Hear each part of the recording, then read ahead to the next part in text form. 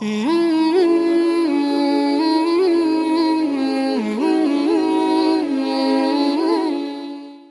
الحمد لله نحمده ونستعينه ونستغفره ونستهديه ونسترشده ونعوذ بالله من شرور أنفسنا ومن سيئات أعمالنا من يهده الله فهو المهتد ومن يضلل فلن تجد له وليا مرشدا وأشهد أن لا إله إلا الله وحده لا شريك له وأشهد أن محمدا عبده وحبيبه ورسوله يا أيها الذين آمنوا اتقوا الله حق تقاته ولا تموتن إلا وأنتم مسلمون يا أيها الناس اتقوا ربكم الذي خلقكم من نفس واحدة وخلق منها زوجها وبث منهما رجالا كثيرا والنساء واتقوا الله الذي تساءلون به والأرحام إن الله كان عليكم رقيبا يا أيها الذين آمنوا اتقوا الله وقولوا قولا سديدا يصلح لكم أعمالكم ويغفر لكم ذنوبكم ومن يطع الله ورسوله فقد فاز فوزا عظيما وبعد عباد الله اتقوا الله فيما أمر وانتهوا عما نهى عنه وزجر وأخرجوا حب الدنيا من قلوبكم فإنه إذا استولى أسر واعلموا أنكم غدا بين يدي الله واقفون ستسألون عن أعمالكم وأقوالكم اللهم يسر لنا الحساب وقنا العذاب برحمتك يا عزيز يا تواب. Unë dalëm në javën e kaluar dhe 2 javët para ardhse pikërisht me hadithin e pejgamberit sallallahu alaihi wasallam ku na mëson dhe thot ose na paralajmëron më mirë themi dhe thot thalathun muhlikat fa shuhun muta wa hawan muttaba wa i'jabu al-mar'i bi nafsihi. 3 gjëra janë shkatruese të individit, të njeriut për të shoqërisë. Kooperacia e cila kalon deri në bindje se njeriu i bindet asaj, epshi i cili pasohet ajsa kalon verbri, dhe jemi pikërisht sot në pikën e tretë i i'jabul mar'i bi nafsi, vetë pëlqimi. Vetë pëlqimi më patjetër që është një hapësirë shumë e gjerë. Është gjunahu i cili përjashtoi shejtanin nga mëshira e Allahut. Sepse ai kalon në diferencim, në racizëm. Ndaj dhe gjunahu i cili e përjashtoi shejtanin nga mëshira e Allahut ishte pikërisht ky.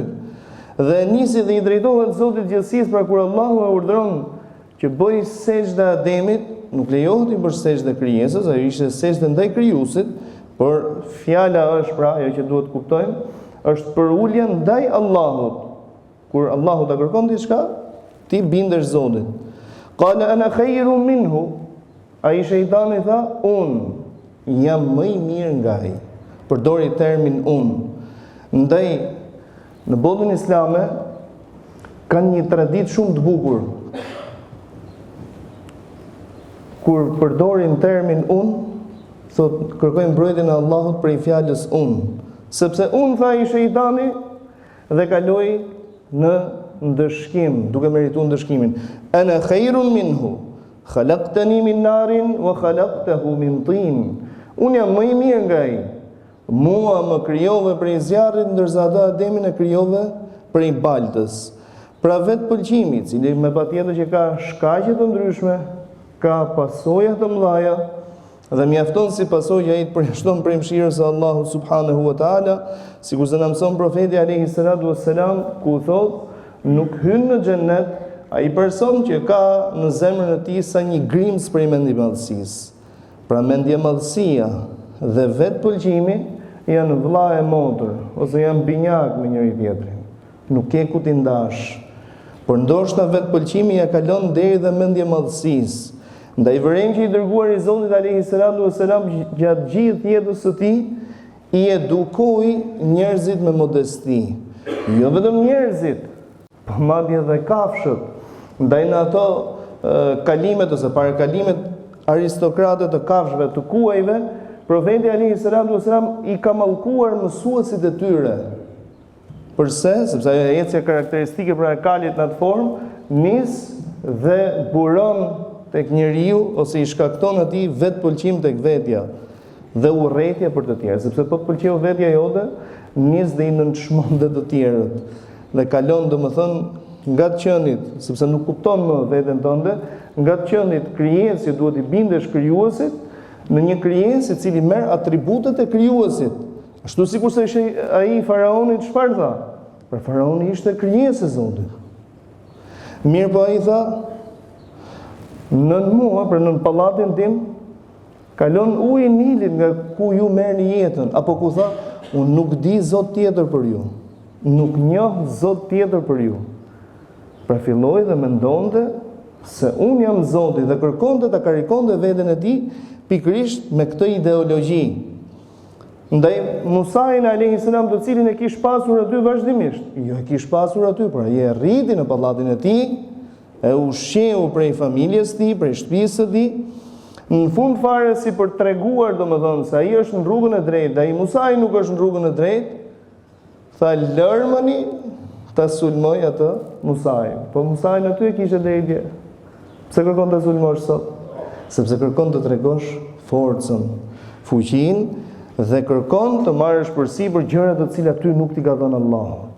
Ndaj dhe profeti alayhis salam kur flet pikërisht për vetë pëlqimin, një ditë prej ditësh tek i dërguari i Zotit, dy vetë po bisedonin, dhe kjo është edukata të cilën duhet ta kemi me njëri tjetrin, dy vetë po bisedonin dhe njëri e lavdron tjetrin.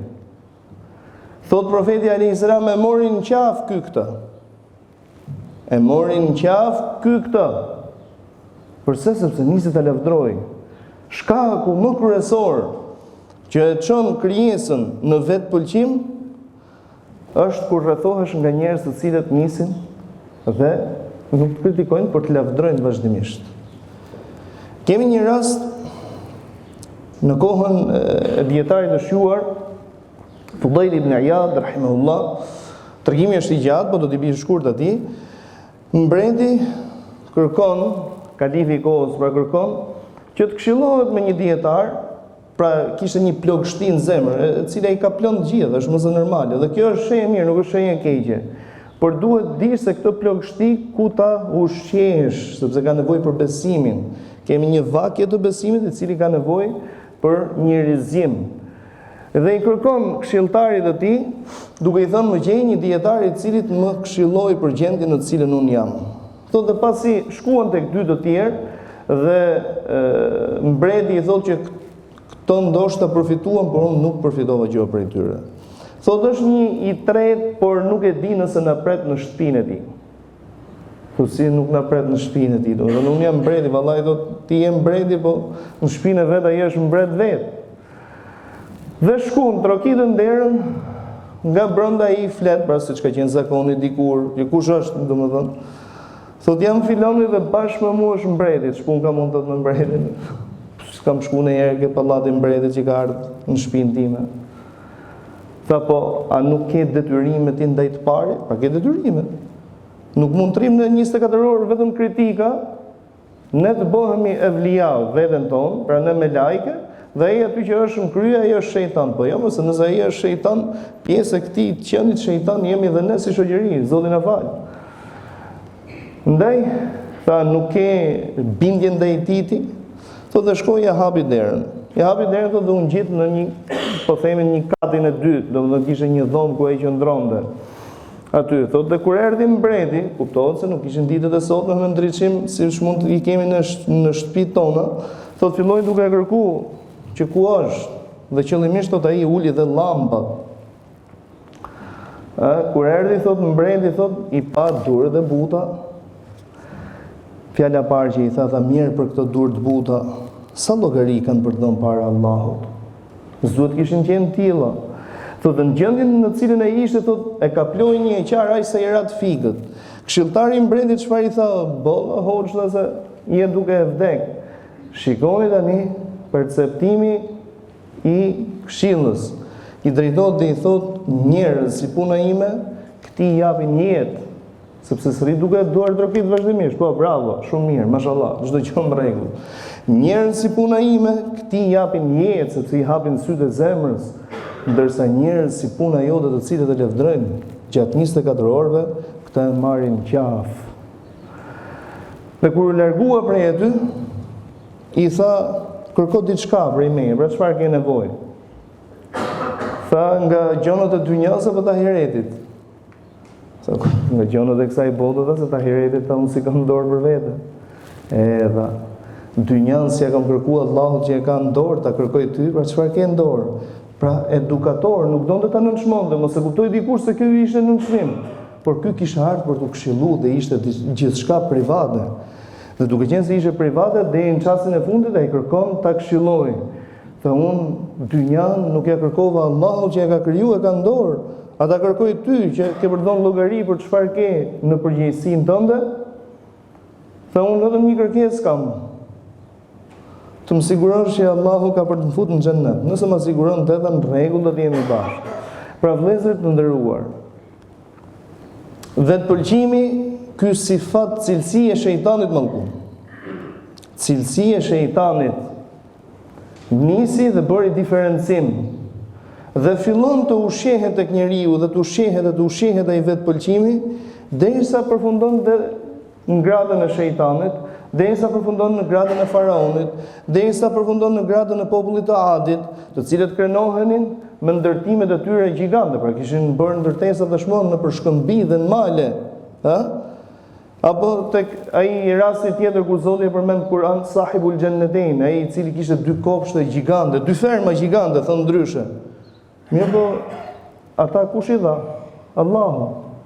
Ndaj nëse do të mësohemi vazhdimisht që për sukseset tona në jetë, nga më i vogli dhe deri tek më i madhi, të falenderojmë Allahun dhe t'ia dedikojmë atij falenderimin për mirësinë që na ka dhënë, të jemi të bindur se ne dhe vetpëlqimi ose mendjemallësia do të jemi në dy skaje të kundërta.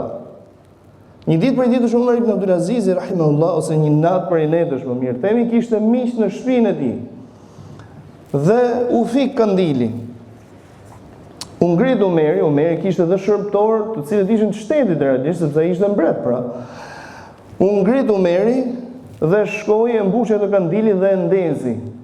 I tha një prej miqve të pranishëm, tha: "O prisi muslimanëve, po pse nuk fole?" Pse tha, çfarë më gjeti? U ngrita si Umar ibn Abdul Aziz, kur erdha dhe u ula prapë Umar ibn Abdul Aziz, nuk është se më gjeti gjë, nuk më ra rrypja mu se shkova aty domethënë ndeza kandilin. Po ta ka mundsuar Allahu, a ka gjë më të bukur që Allahu ta ka mundsuar të shërbesh vetes tënde? Mos e pranon ndihmën e tjetrit për sa kohë ti mundesh ta bësh diçka vetë, dhe kjo jo në emër të mendjemallësisë, por në emër të shprehjes së mirënjohjes ndaj Allahut subhanahu wa taala. Në një eksperiencë time personale me një hoxh i cili dietar i cili është akoma gjallë sot e kësaj dite, plot 106 vjeç, dhe 106 vjeç akoma aktiv, alhamdulillah, Allahu i jep mirësinë e shëndetit dhe të memorjes kujt të doj. Pasi i shkoj për vizitë hoxhës për një hall timin, jo për nevojë time, domethënë jo për të hoxhës, ai kishte bërë operacion gjunjët, mirë po ishte shumë i fuqishëm fizikisht. Dhe duke zbritur ato shkallët e shtëpisë së tij, në katin e dytë pra, tentoi ta mbaj për krahësh. Asë kohë ishte 86 vjeç. Tentoi ta mbaj për krahësh dhe ma largoi dorën. Allahu ta shpërblefë mua. Zoti nderoj se shpërblimin e merr me niyetin. Mirë po unë duhet sillem me Zotin me mundësitë të cilat mi ka dhënë. Tha mos më shif se unë kam 10 ditë që kam bërë operacion gjunjë. Elhamdulillah kam familjar që po du më mbajnë në krah. Po unë jam i takatshëm, kam fuqi të zbres, kështu që nuk kam pse të të mbështetem ty. I thash që unë s'ka si që dhe kam përnder diçka të tillë. Po mirë tha se jemi para Kurban Bayramit. Për Kurban Bayram ti tha sa desh ke mundësi me therë, jo financiarisht, por fizikisht, dhe sa i fuqishëm je për therë.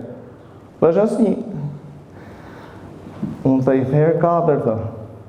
Kështu që mos t'jen këtë gjunjët kam vunë krah dhe i kam zbrit shkallët me ty. O vëllezër, këtë e përmend se ka shumë për njerëzve të cilët dembelosen, dhe kjo dembelosje të cilën e shfaq në këto mirësi të Allahut, me kalimin e kohës kjo do të prodhojë diçka e cila quhet vetpëlqim. Ke mundësi me shku me marr diçka vetë, ke mundësi me shku me kry diçka vetë. Po ke njerëz rreth e qark. Ha më le të shkoj këtu. Po ti me kalimin e kohës nuk po e kupton që po e mëson veten tënde keq. Ndaj ka ndodhur që Ebu Bekr Siddiq radiallahu anhu, pasi u bën mbret i pari muslimanëve, i ra shkopi, ishte ngjit nga deveja, dhe për atë i cili ka pa deve nga afër ose është ngjit në deve, e din vështirësinë që ka deveja në ulje dhe ngritje, domethënë që e përjeton ti. Sepse ka atë uljen dhe ngritjen e saj karakteristike shumë të vështirë, që është e vërtetë, por atë që është ngjit sipër saj. Ebu Bekri e uli atë deven, e kapi shkopin, pastaj i hipi prapë dhe u ngrit deveja. E pyetën dhe i thonë, pse s'na the neve? Ta kishim dhënë ne shkopin, pra pse e bërë diçka të tillë? Sepse e kam dëgjuar të dashmin e zemrës time pejgamberin alayhis salatu wassalam të thotë, edhe nëse të bjen shkopi, ndërkohë që i hipur mbi kafsh, të bjen shkopi dhe ke mundësi ta kapësh vetë, mos prano që më të thonë tjetri. Ne lutim Zotin xhelel xhelalu të na bëj për robët e tij të sinqertë, na bëj për robët e tij të dashur, të thjeshtë, modest dhe të bindur ndaj Allahut subhanahu wa taala. Amin. Alhamdulillahi rabbil alamin.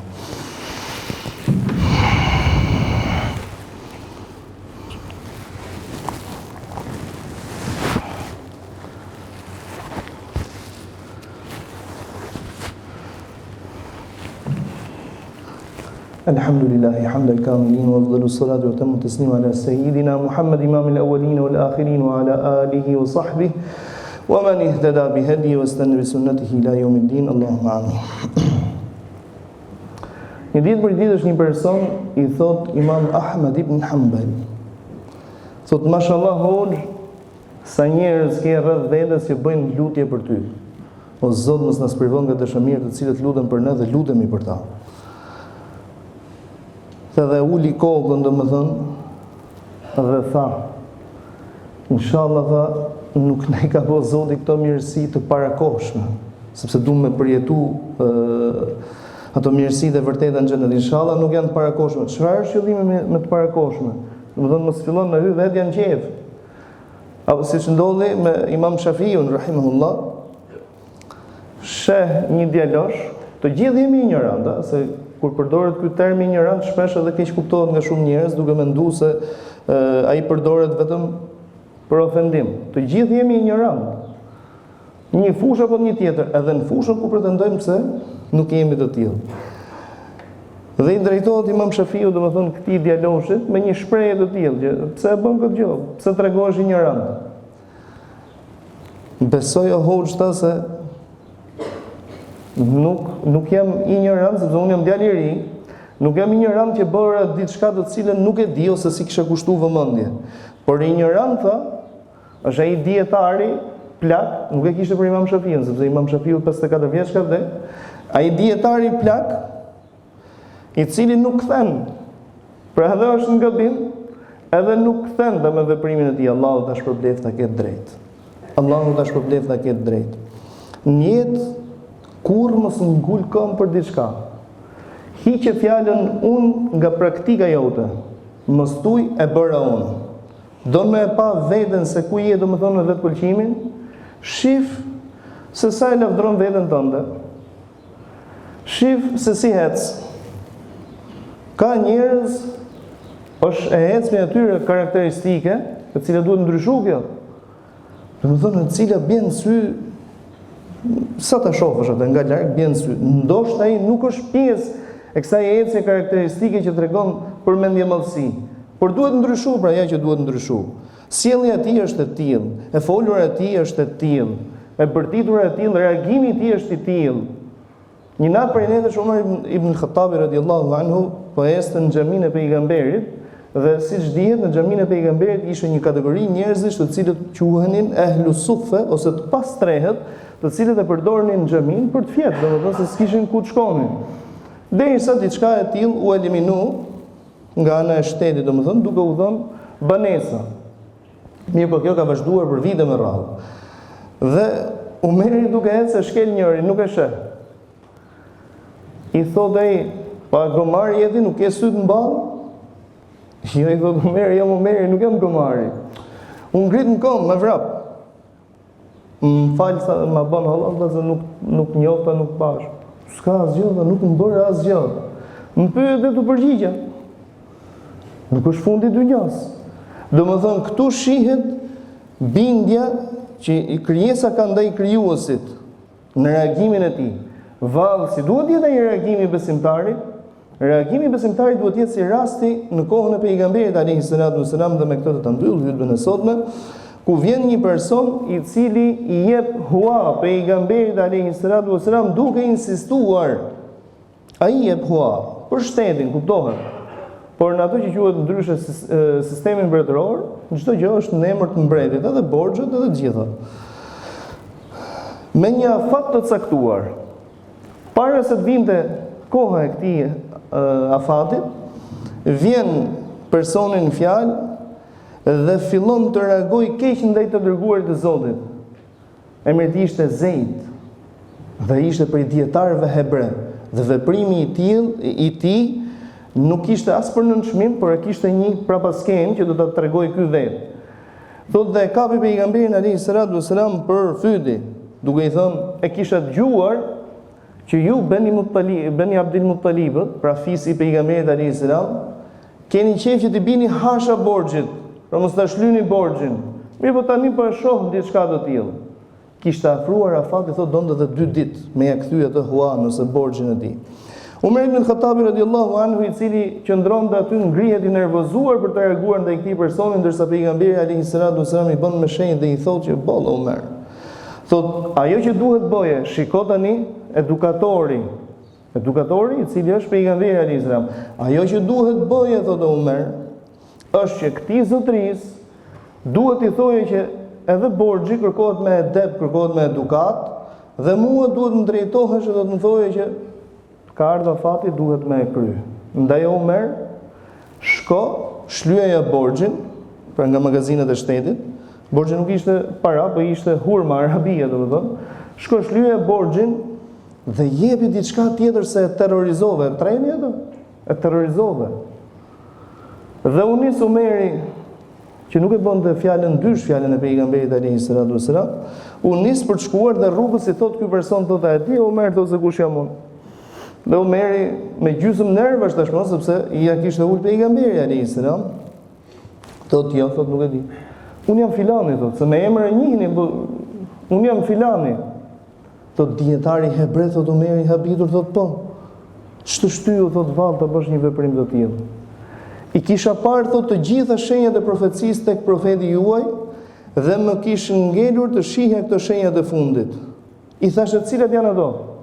Tha, kur dikush është i pa udhë me të, i pa edukat me të, i bën pa drejtësi e tij, ai sërish sillet me drejtësi dhe me butësi.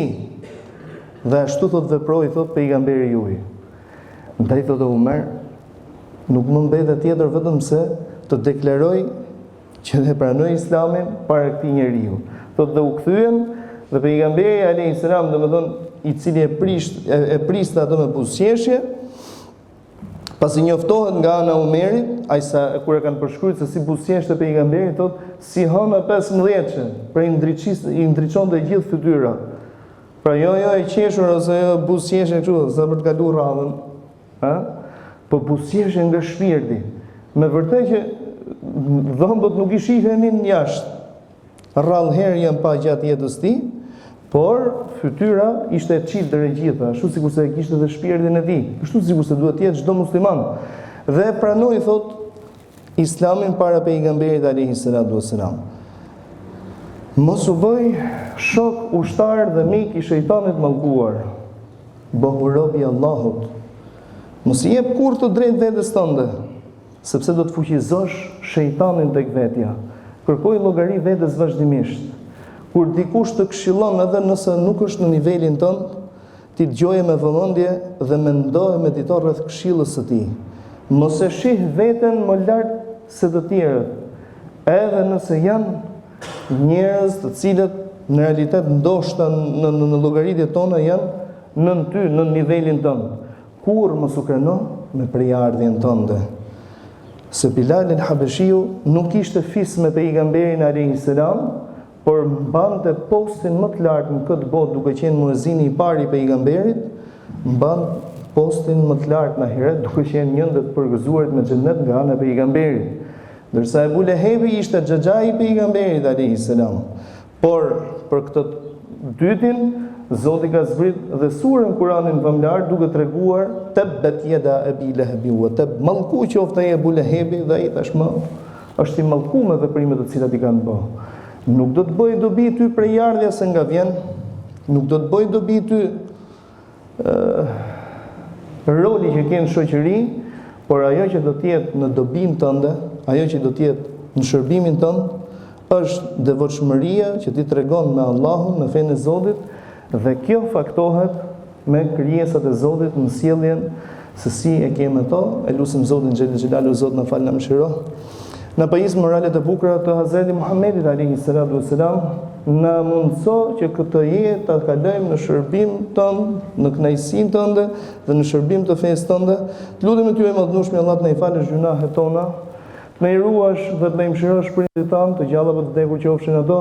Të lutem ty e madhnueshmi Allah për mbar të sëmurë, ato Allah shëroj, për mbar borxhlitë Allah ndihmoj në shlyerjen e borxheve të tyre, për çdo person i cili nuk gjen zgjidhje nga zgjedhjet e tokës, zbrit Zot zgjedhje prej madhnisë tënde. Për çdo person të stresuar, Zot largoja streset, largoja brenget, largoja hallat. Të lutem me ty e madhnueshmi Allah të mos lejosh që të dalim prej kësaj xhamie vetëm se me gjunahe të falura, me tëubet pranuar, me lutjet të parafuzuara, dhe kështu sikur se na mundsove që në këtë ditë begat, në këtë vend begat të mbledhemi për të kryer një ndër adhurimet me të cilat na ke obliguar. Na e mundsoi madhnueshmi Allah që të gjithë bashku, bashkë me familjarët tanë, fëmijët tanë, të gjithë ata të cilët i duam dhe na duan, të mbledhemi në shoqërinë e dashme të zemrave tona Hazreti Muhammedit alayhi salatu wasalam, xhennetet e larta në xhennetet Firdaus. Amin, amin, amin. Alhamdulillahi rabbil alamin.